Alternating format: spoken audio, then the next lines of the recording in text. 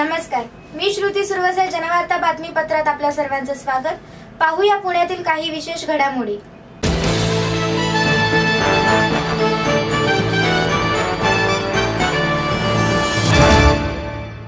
शिवसंग्रामच्या वतीने गड किल्ल्यांची पवित्र माती आणि पाणी यांची कलश यात्रा पुण्यात काढण्यात आली. शिवसंग्रामच्या वतीने गड किल्ल्यांची पवित्र माती आणि पाणी यांची कलश यात्रा काढण्यात आली आहे. अरबी समुद्रातील छत्रपती शिवाजी महाराजांच्या शिवस्मारकाला राज्याभिषेक करण्याची मान्यता दिल्यानंतर येत्या 24 डिसेंबरला पंतप्रधान नरेंद्र मोदी यांच्या हस्ते भूमिपूजन करण्यात येणार आहे. या भूमिपूजनासाठी महाराष्ट्रातील सर्व गड किल्ल्यांची माती आणि पाणी वापरण्यात येणार आहे. महाराष्ट्रातील 36 जिल्ह्यातून दर कलश यात्रा काढण्यात आली आहे. तसेच पुण्यातून शिवसंग्रामांच्या वतीने लाल महाल येथील अशा प्रकारची कलश यात्रा काढण्यात आली. आज मुंबईमध्ये ही कलश यात्रा संपन्न होईल. तसेच मुख्यमंत्री देवेंद्र फडणवीस यांच्याकडे कलश सुपूर्द करण्यात येईल, अशी माहिती शिवसंग्रामांचे संपर्क प्रमुख तुषार काकडे यांनी दिली. यावेळी सर्व कार्यकर्ते उपस्थित होते. मी भरत लगड, शिवसंग्राम संघटना पुणे शहराध्यक्ष. गेले कित्येक दिवसापासून शिवस्मारकाबाबत फार मोठी चर्चा आपण ऐकलेली, कित्येक वर्षापासून आपण ऐकतो आहोत. गेले 87 सालापासून आदरणीय विनायकरावजी मेटे साहेबांनी हा विषय, मराठा आरक्षण असेल, शिवस्मारक असेल, हा विषय तडीस नेण्याचं काम आदरणीय विनायकरावजी मेटे साहेबांनी केलं.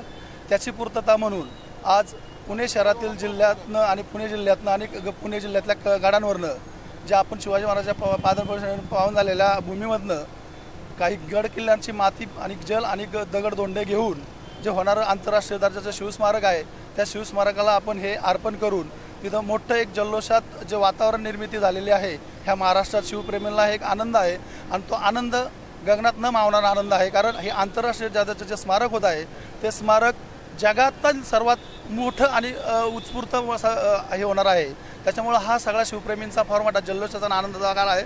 याचं श्रेय कुणी घेऊ, त्याच्याशी आमचा कसलाही संबंध नाही. पण शिवसंग्राम संघटना पुणे शहरा नात्याने आदरणीय विनायकरावजी मेटेंनी घेतलेलं पाऊल हे मूर्तरूपास येतं. याचा आनंद नक्की शिवप्रेमी आणि शिवसंग्राम संघटनेला असेल. ह्याचा आम्हाला आनंद आम्ही या पुणे शहरातनं जल्लोष करून हा रथ असाच मुंबईपर्यंत नेणार आहोत. आणि मुंबईला जाऊन याची सांगता करत असताना मुंबईमध्ये एक मोठी मिरवणूक होईल. त्या मिरवणुकीच्या माध्यमातून हा रथ आदरणीय CM साहेब यांच्याकडे हे सगळं सुपूर्द करणार आहोत. लाखो करोडो शिवभक्तांचं जे स्वप्न होतं, अतिशय तळमळीची इच्छा होती की छत्रपती शिवरायांचं आंतरराष्ट्रीय दर्जाचं स्मारक मुंबई येथे अरबी समुद्रामध्ये झालं पाहिजे. त्यासाठी अनेक वर्ष संघर्ष केल्यानंतर ते स्वप्न साकार होतं आहे. मुंबईमध्ये 24 तारखेला अरबी समुद्रामध्ये ज्या असलेल्या खडकावर माननीय पंतप्रधानांच्या हस्ते आता भूमिपूजनाचा कार्यक्रम होतो आहे. त्या कार्यक्रमासाठी सगळ्यांची इच्छा होती शिवभक्तांची की शिवाजी महाराजांचा जिथं संचार झाला आहे, त्यांच्या सरदारांचा तिथं घोडदौड झाली आहे, त्या सगळ्या गड किल्ल्यांचा आणि तीर्थक्षेत्रांचं एक ओंजळभर माती आणि एक कलश पाण्याचा त्या ठिकाणी आपण घेऊन जायचा, हे भावनेचा प्रश्न होता.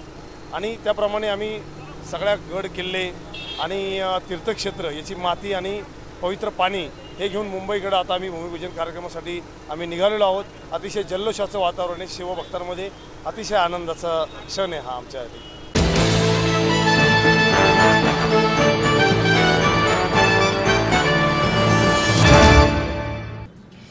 पुणे शहर राष्ट्रवादी काँग्रेसच्या वतीने बन गार्डन आर्ट प्लाझा फेस्टचे आयोजन करण्यात आले आहे.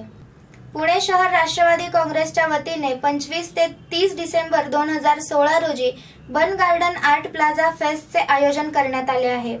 संगीतापासून विविध कलांचे सादरीकरण, ऐतिहासिक पुण्याची माहिती, नामवंतांशी संवाद अशी सांस्कृतिक मेजवानी असणाऱ्या या बन गार्डन प्लाझा फेस्टचे आयोजन करण्यात आले आहे. 25 डिसेंबर 2016 रोजी सायंकाळी 6:30 वाजता ज्येष्ठ व्यंगचित्रकार मंगेश तेंडुलकर यांच्या हस्ते महापौर Prashant Jagtap, high tech textile park बारामतीच्या अध्यक्ष सुनेत्रा पवार यांच्या उपस्थितीत होणार आहे, अशी माहिती शहराध्यक्ष खासदार वंदना चव्हाण यांनी दिली. या फेस्टमध्ये संगीत, कला, सांस्कृतिक आणि मनोरंजनपर कार्यक्रम होणार आहेत. पुण्याची संस्कृती, पुण्यासंदर्भात आकर्षक माहितीचा आनंद लुटता येणार आहे.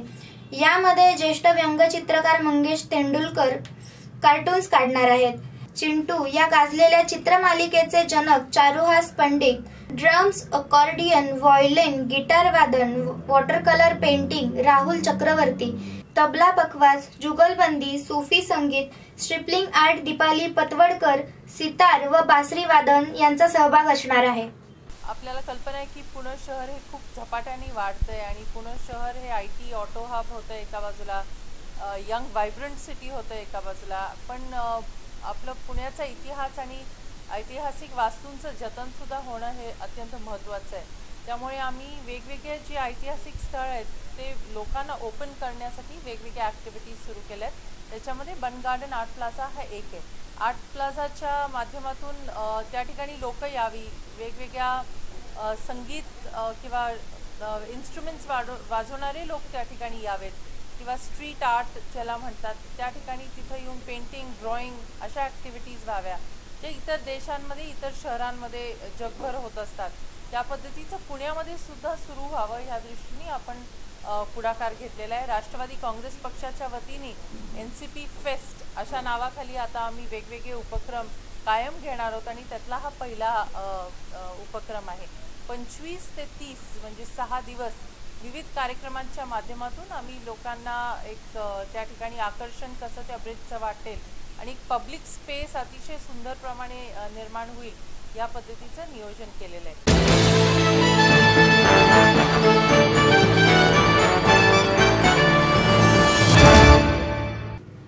प्रभाग क्रमांक 16 मध्ये खोदलेले रस्ते आणि स्वच्छता नसल्याने येथील नागरिकांना अनेक समस्यांना सामोरे जावे लागत आहे.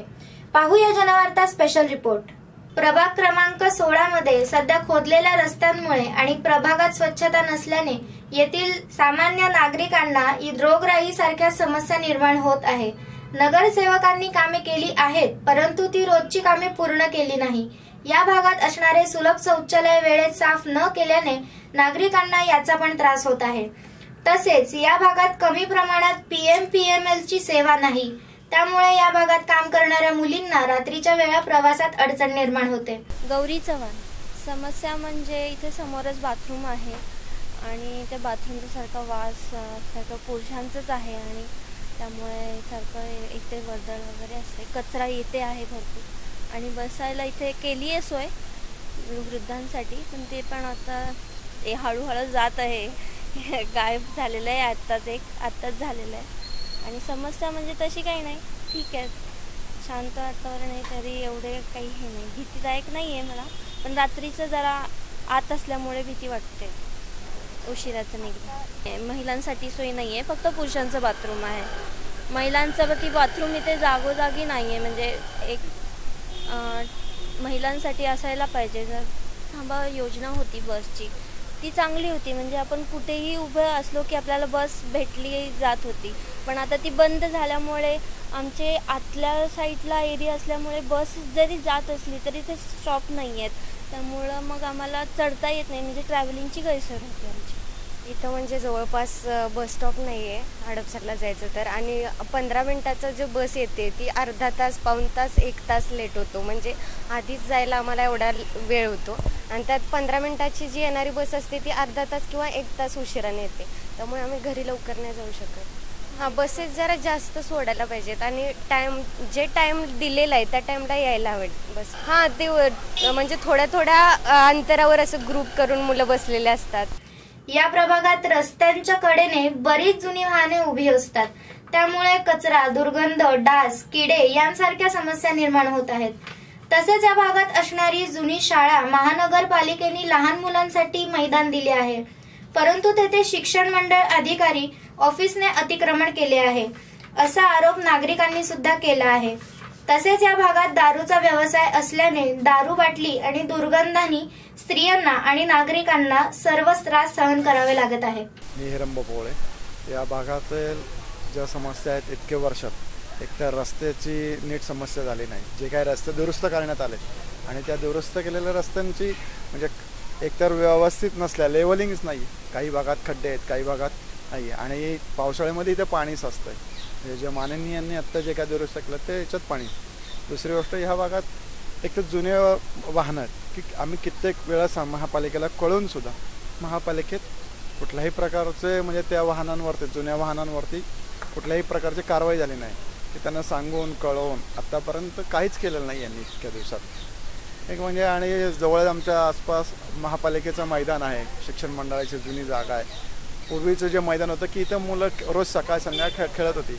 आज त्या मैदानावरती म्हणजे मैदान एक तर दुरुस्तीच्या नावावरती छोटं करण्यात आलं आणि त्याच्यात मग लाखो रुपयाचा निधी दिला त्याच्यावरती होतला आणि त्या मैदानाची आत्ता दुरावस्था अशी तिथं खेळता पण येत नाही मुलांना आणि मेन म्हणजे काही अधिकाऱ्यांचीच वाहनं आहेत आणि काही माजी माननीयांच्याच गाड्या आहेत त्यावरती उभ्या आहेत. आत्ता आमच्या सर्व आसपासच्या नागरिकांनी पण आमच्या कंप्लेंट करून झालेत की अहो ते कुत्री येतात अंगावरती आणि त्या बाई सरळ चक्क अंगावर कुत्री सोडतात. म्हणजे इतकी भयानक स्थिती की मुलं ते मैदान खेळत नाही, त्यामुळे रस्त्यावरती मुलं खेळतात आणि त्यामुळे ॲक्सिडेंट वगैरे. एकतर कसं जुनी वस्ती असल्यामुळे हा प्रभागात असा आहे की जुन्या गल्लीबोळ आहे, जुनी पेठ आहे एकतर आणि तिला एक काहीतरी स्वतःचं ऐतिहासिक महत्त्व आहे कसबा पेठेला आणि तो कुठेही महापालिका जपायचा प्रयत्न करत नाही की मुलांना खेळायला जे एकमेव मैदान आहे या संपूर्ण मोठं या प्रभागात नाही. या जवळजवळ हे सगळे आसपासचे जेवढे प्रभाग होते त्याच्यात हे एकमेव मोठं मैदान होतं. ते मैदान छोटं करण्यात आलं त्यामुळे काहीच उपयोग नाही होत त्या मैदानात. मुलांना तर होतच नाही विद्या तर संध्याकाळी तिथं बघावं तर रोज त्यांच्याच शिक्षण मंडळाच्या गाड्या आहेत, काही अधिकाऱ्यांच्या गाड्या आहेत आणि काही त्याच्यात गाड्या ठेवलेल्या आहेत की काही उपयोगच नाही. मी सुदर्शना रमेश त्रिगुणाईत. मी शिवसेना शहर संघटिका आहे आणि मा दुर्गा शक्ती महिला संस्था याची अध्यक्ष आहे. गेल्या 26 वर्षापासून मी शिवसेनेमध्ये काम करते आहे. आंदोलन वगैरे, उपोषण आंदोलन वगैरे सगळ्या प्रकारे. आगामी निवडणूक म्हणजे 2016मध्ये 16 हे 17चे इलेक्शन आहे आणि प्रभाग क्रमांक 16मध्ये मी इच्छुक आहे ओपन महिला म्हणून. नगरसेवकांनी काहीच कामं केलेली नाही आहे खरं सांगितलं तर. आमच्या प्रभागामध्ये नगरसेवकांचं काहीच काम झालेलं नाही आहे. काम जर सांगितलं तर नळ आणि पाणी रोड खोदणं आणि लोकांना गैरसुविधा देणं हेच काम नसतं. पण काम नगरसेवकचं काय असतो हे अजून मला नाही वाटत की नगरसेवकांना ते कळालेले आहे. सोनमचा काही भाग होता, तिने चांगल्या प्रमाणात काम केलेलं आहे काही भागामध्ये. सोनम झेंडे होती आपल्या या वार्डमध्ये, पण बाकीचं नगरसेवकांचं व्यवस्थित काम झालेलं नाही आहे. पलीकडून ते मनसेचे होते वगैरे काही लोक तर वार्डमध्ये जसं आहे तसंच आहे. म्हणजे मला असं वाटतं की अजून 10 वर्ष मागे गेले ते लोक.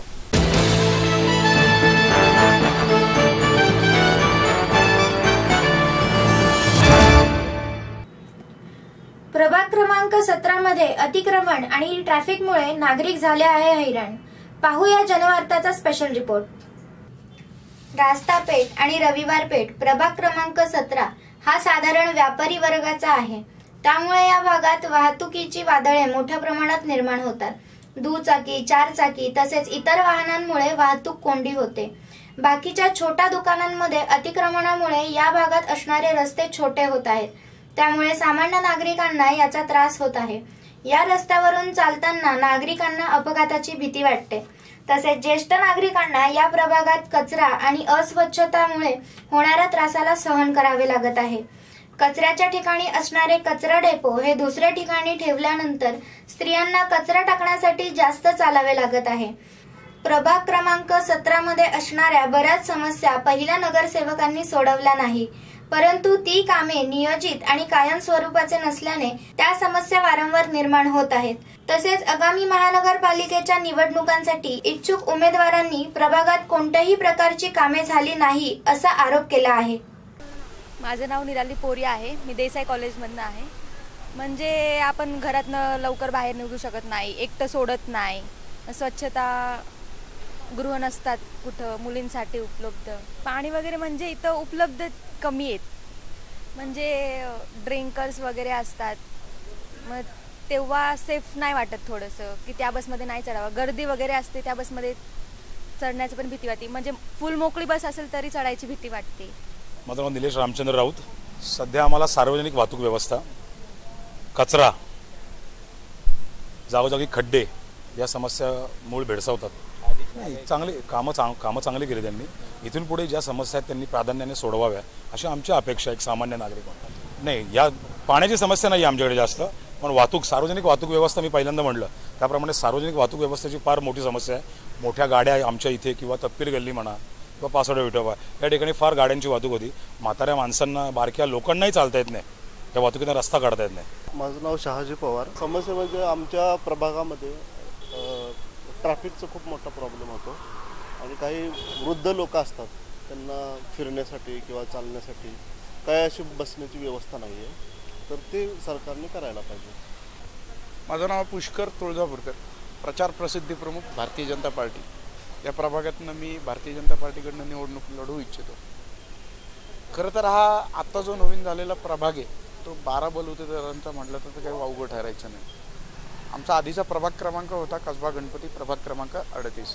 या भागाचे जे विद्यमान नगरसेवक आहेत रवींद्र दंगेकर आणि महिला राखीवमधनं अनितादेवी डाके, दोघंही नगरसेवक यांच्या विकास कामांमध्ये सपशेल अयशस्वी ठरलेत असा माझा आरोप आहे. याचं प्रमुख कारण असं आहे, हा जो तुम्ही भाग बघितला तर हा प्रमुख बाजारपेठेचा भाग आहे. ह्या भागामधनं बाहेरून येणारी वाहतूक जास्त आहे. त्याचं वाहतूक नियमन व्हावं यासाठी आम्ही नगरसेवकांच्या मार्फत अनेक प्रयत्न केले, पण ते सर्व फोल ठरले. प्रथमतः या भागात जो तुम्ही बघितलं हे संपूर्ण व्यापारी बाजारपेठ आहे.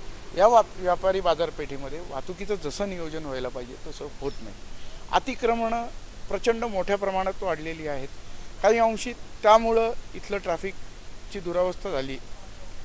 कचरा व्यवस्थापनाच्या बाबतीत म्हणाल तर लोकांना अजूनही नगरसेवकांनी जे प्रबोधन कंटेनरमुक्त वॉर्ड हे झालं, पण कचरा आहे तिथंच राहिला. म्हणजे झालं काय, कंटेनर गायब झाले पण कचरा आहे तिथंच राहिला, याचा उपयोग होत नाही. कचरा मुक्त वॉर्डसाठी जे करावं लागतं ते इथल्या नगरसेवकांनी केलं नाही. आम्ही जर आम्हाला संधी मिळाली तर आम्ही नक्कीच कचऱ्याच्या विषयामध्ये अनेक प्रकल्प आहेत, जसं ओला सुका कचरा विभक्त करून त्याचं जिरवणे किंवा खत निर्मिती याचे प्लॅन्ट आपण बसवायचा विचार चाललेला आहे.